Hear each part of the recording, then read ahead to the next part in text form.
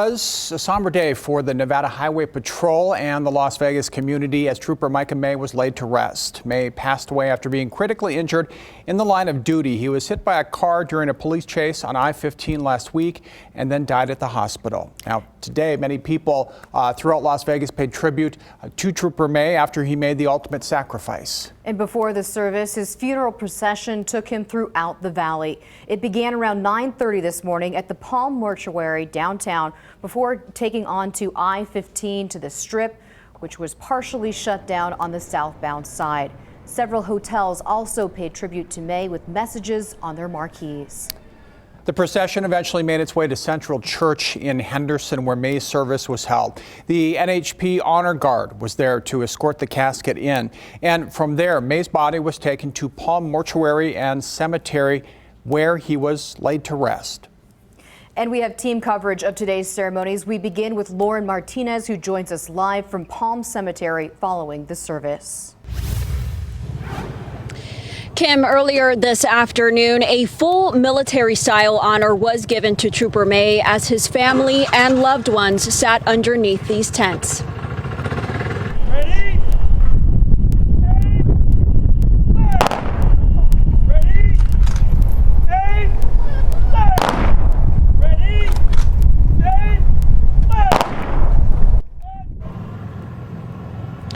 Now, you just heard the firing of 3 volleys, which is an honor given to a fallen warrior.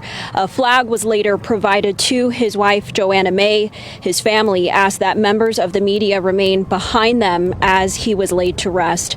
As we know, Trooper May leaves behind 2 very small young children.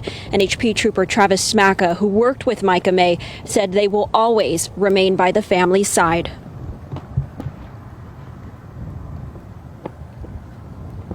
My message to them is they'll never be alone. We're going to be at baseball games. We're going to be there at the first day of school. We'll be there at graduations.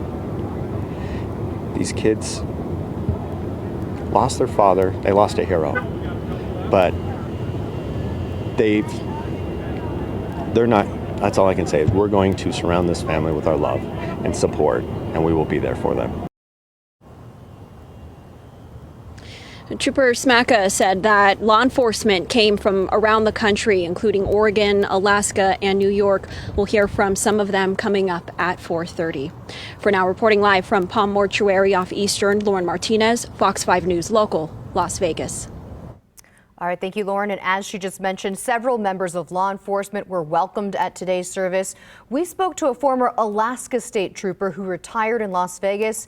He described the emotion of losing a fellow member of the law enforcement community. At the beginning, you feel like shocked and then anger. Right now, there's some numbness. This anticipation today is a pinnacle at this point in time to bring yourself to the fact that this is the end at this point of his life, and we're here to celebrate that life. And he adds that it was important that he and other members of law enforcement came out to show May's family that they will have full support going forward. And inside Central Church in Henderson, we heard from both of Trooper May's families. His 2 brothers spoke, as did the men and women he served with in the Nevada Highway Patrol. And Fox 5's Drew Andre joins us live with more from the service. Drew.